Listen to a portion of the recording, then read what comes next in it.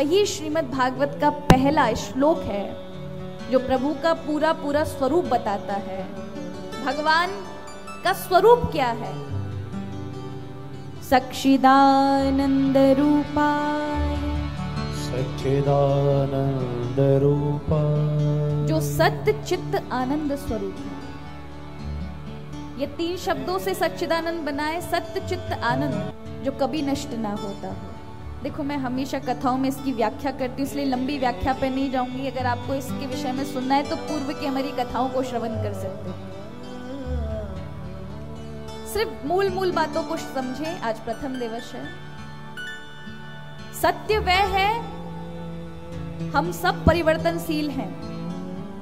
आज आप दिखाई पड़ रहे हैं, लेकिन अब जैसे दिखाई पड़ रहे हैं वो आने वाले 5 साल बाद वैसे नहीं दिखोगे। दिखोगे क्या? अभी मैं आपको ऐसी दिख रही हूं, लेकिन 4-5 साल, 8-10 साल बाद कैसा होगा स्वरूप? और 20-25 साल बाद देखोगे तो, 40 साल बाद देखोगे तो थोड़ा और वृद्धा अवस्था आ जाएगी। और सबके साथ होना है। अगर आपकी आयु 35 वर्ष है तो आप 7 बार अपना शरीर बदल चुके हो इसी शरीर से, क्योंकि हर 7 वर्ष में आपके कोष बदल जाते हैं। जैसे आप दिख रहे हैं वैसे आप हैं नहीं। 7 वर्ष बाद आपका पूरा शरीर फिर से बदल जाएगा। चेंज ऑफ फॉर्म, आपके सारे कोषाणु बदल जाएंगे। इसलिए आप फिर वयस्क दिखने लग जाते हैं, इसलिए आप फिर युवा दिखने लग जाते हैं, फिर आप धीरे धीरे प्रौढ़ दिखने लगते हैं, फिर आप वृद्ध होने लगते हैं। ये सब कोषों के कारण, कोषों में परिवर्तन होता है। तो प्रत्येक क्षण प्रतिदिन हम बदल रहे हैं, लेकिन जो नहीं बदलता वह सत्य परमात्मा है, जो हम सबका आधार है। हम सब बदलेंगे लेकिन वह नहीं बदलता, इसलिए उसे शाश्वत और सनातन कहा गया है। उसका सत्य स्वरूप है। चित्त कहते हैं प्रकाश को, या ये कह लीजिए अवेयरनेस को, जागृत को। हम सभी दुनिया में फंसकर इतने महाराज गाफिल हो जाते हैं, इतने भुलक्कड़ हो जाते हैं कि जिस परमात्मा ने हमें जीवन दान दिया है, जिसकी वजह से हमारा जीवन, उसे भूल जाते हैं। लेकिन चित्त उसका नाम इसलिए है क्योंकि उसका अंदर प्रकाश ना हो। अगर वो बुझा दे अपना प्रकाश तो हमारा जीवन वहीं की वहीं समाप्त है। हम भूल जाते हैं लेकिन वो नहीं भूलता, ऐसा दिव्य परमात्मा। अच्छा, जरा विचार करो। कई लोग कहते हैं हम कैसे माने भगवान को, हमने थोड़ी ना देखा है, कैसे माने।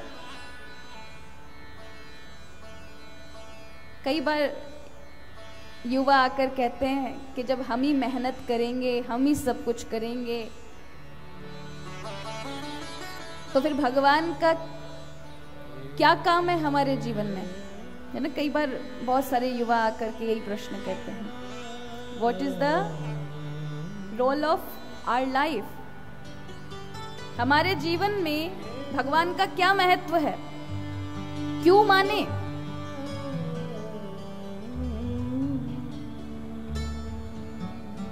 हम भी तो बच्चों को यही सिखाते हैं ना। हम खुद अपने बालकों को नास्तिकवाद में डालते हैं। जानते हैं क्यों?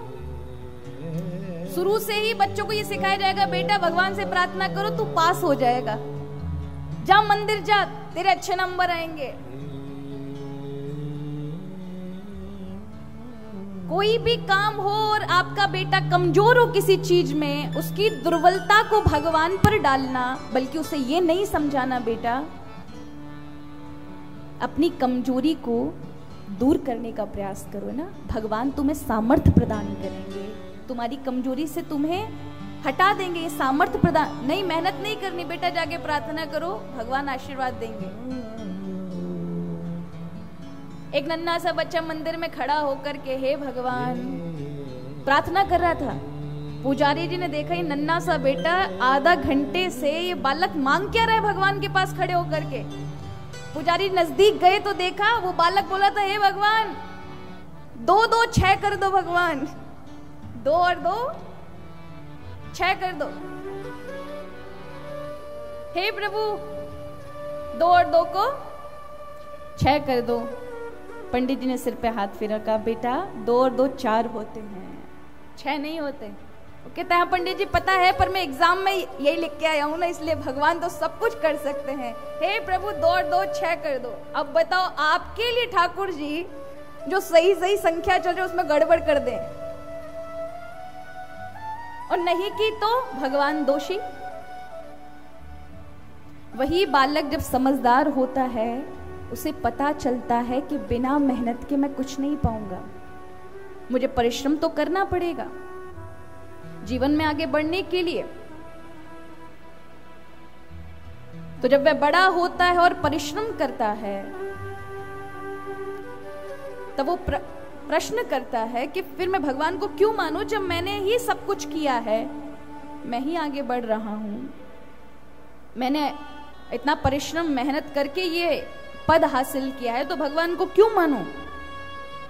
तो वो नास्तिकवाद की ओर चला जाता है, हम खुद धकेलते हैं उसे।